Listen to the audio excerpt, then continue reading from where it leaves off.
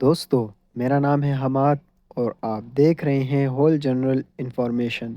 دوستو آج ہم پاکستان کے سب سے فیمس یوٹیوبرز کے بارے میں بات کرنے جا رہے ہیں کہ وہ فیمس ہونے سے پہلے کیا کام کرتے تھے۔ تو لیٹس بگین۔ سبسکرائب کریں ہول جنرل انفارمیشن کو انفارمیٹیو ویڈیوز سب سے پہلے دیکھنے کے لیے۔ نمبر 1، رجب بٹ۔ دوستو رجب بٹ آج کل یوٹیوب پہ ٹرینڈ پہ چل رہا ہے۔ پاکستان کا بچہ بچہ اس شخص کو جانتا ہے۔ دوستو کیا آپ جانتے ہیں کہ رجب بٹ فیمس ہونے سے پہلے کیا کام کرتا تھا؟ دوستو آپ کو جان کر حیرانی ہوگی، رجب بٹ کا تعلق لاہور سے ہے اور یہ ایک غریب فیملی سے بلونگ کرتا تھا۔ اس نے اپنی پہلی جاب ایک اسکول میں کی جہاں صرف 6,000 اس کی سیلری تھی، جو کہ بہت کم تھی۔ یہ اسکول میں آفس بوائے کا کام کرتا تھا۔ جب رجب بٹ کا یہاں گزارا نہیں ہوا تو اس نے ایک شاپ پہ سیلز مین کی جاب شروع کر دی۔ رجب بٹ یہاں سے صرف 10,000 روپے ہی کما پا رہا تھا۔ رجب بٹ کا گھر رینٹ پہ تھا، پھر ان کی یہ جاب بھی چلی گئی۔ پھر انہوں نے گھر کو چلانے کے لیے ایک گوڈاؤن میں لوڈنگ اور ان لوڈنگ کا کام شروع کر دیا اور ساتھ ساتھ میں جم بھی کرنے لگے۔ ان کا کہنا ہے کہ یہ دن رات کام کرتے تھے اپنی فیملی کا پیٹ پالنے کے لیے۔ رجب بٹ نے کامیاب ہونے سے پہلے بہت سی ناکامیوں کا سامنا کیا ہے، لیکن آج یہ یوٹیوب پہ ٹرینڈ پہ چل رہا ہے اور لاکھوں فینس اس کے بن چکے ہیں۔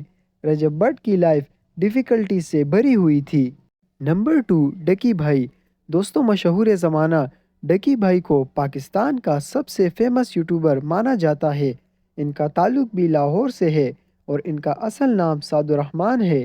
دوستوں ڈکی بھائی فیمس ہونے سے پہلے موبائل ریپیئرنگ کا کام کرتا تھا، پھر اس کے ساتھ ساتھ انہوں نے ونڈو انسٹالیشن کا کام بھی شروع کر دیا۔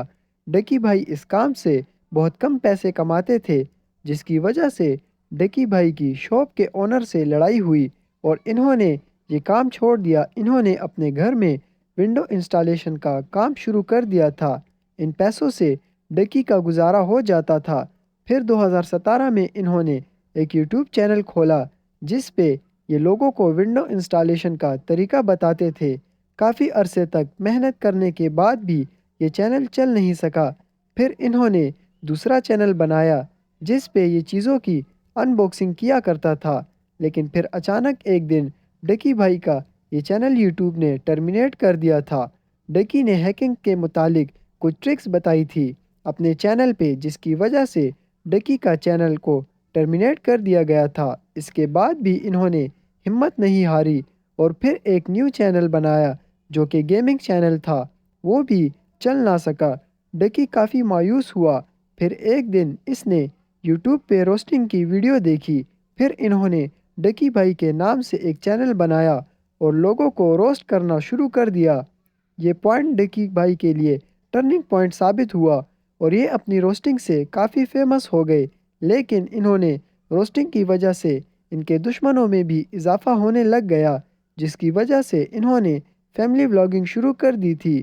آپ کو جان کر حیرانی ہوگی، اس وقت ڈکی بھائی کے 7.91 ملینز سبسکرائبر تک پہنچ گئے ہیں۔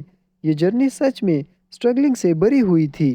نمبر 3، سسٹریولوجی۔ دوستو ان سسٹرز نے کوئی جگہ نہیں چھوڑی، ہر جگہ انہوں نے اپنا منہ مارا، پھر چاہے وہ اسکول میں نعت خوانی کرنا ہو یا پھر مارننگ شوز میں جا کر بے تکے گانے گانے ہو، انہوں نے کوئی کام نہیں چھوڑا۔ ان کا تعلق لاہور سے ہے اور یہ ٹوٹل 5 بہنیں ہیں۔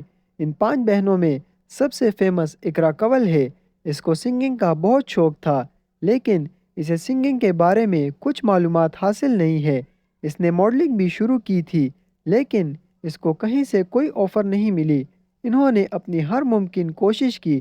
پھر جب کووڈ-19 عروج پہ تھا تو ان سب بہنوں نے مل کر میک اپ چینل بنایا، لیکن یہ بھی چل نہ سکا۔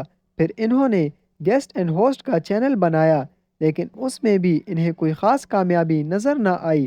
ان سب ناکامیوں کے بعد انہوں نے فیملی ولاگنگ شروع کر دی اور پھر ان کے دن بدل گئے۔ یہ 5 بہنیں آج اتنی فیمس ہیں کہ یہ یوٹیوب سے منتھلی کروڑوں روپے کما لیتی ہیں۔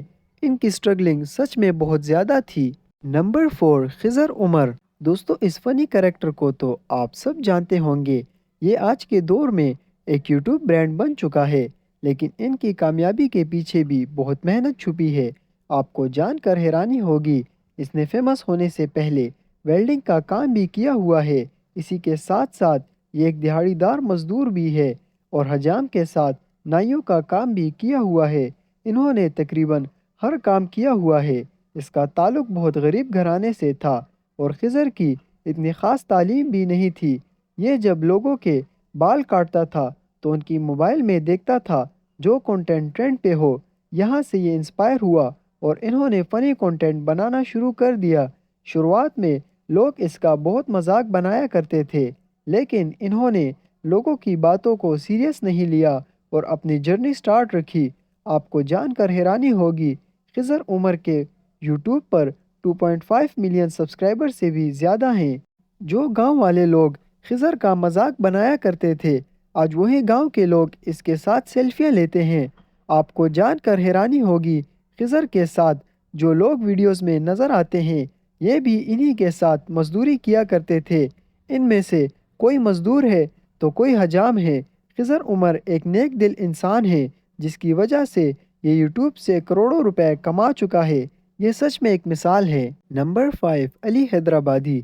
दोस्तों, पाकिस्तान में सबसे ज़्यादा टिकटॉक पे लाइक्स लेने वाला शख्स अली हैदराबादी है।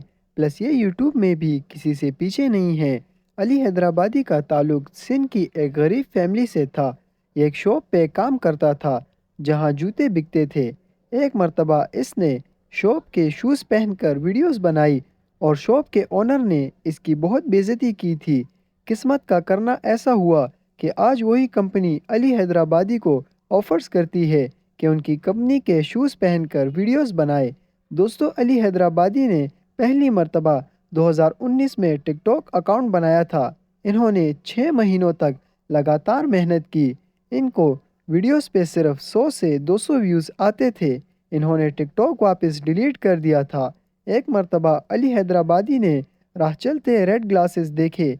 जैसे ही इसने ये ग्लासेस देखे तो इसने पहनकर स्माइल वॉक करना शुरू कर दिया। वीडियो पोस्ट करते ही वायरल हो गई और अली हैदराबादी के लिए टर्निंग पॉइंट साबित हुई। फिर इन्होंने नदीम नानी वाले के कुछ चैलेंजेस पूरे किए और फिर देखते ही देखते ये टिकटॉक स्टार बन गए। रिसेंटली अली हैदराबादी की आईडी बैन कर दी गई थी क्योंकि इन्होंने जुए वाली चीज़ों को अपनी आईडी से प्रमोट किया, जिसकी वजह से इसकी आईडी बैन कर दी गई थी। लेकिन इन्होंने फिर से अपनी आईडी को दोबारा अनबैन कर दिया। खैर, ये बंदा यूट्यूब और टिकटॉक से लाखों और करोड़ों रुपए कमा रहा है। मज़ीद इंफॉर्मेटिव वीडियोस हासिल करने के लिए हमारे चैनल को सब्सक्राइब करें और बेल आइकन को दबाएं।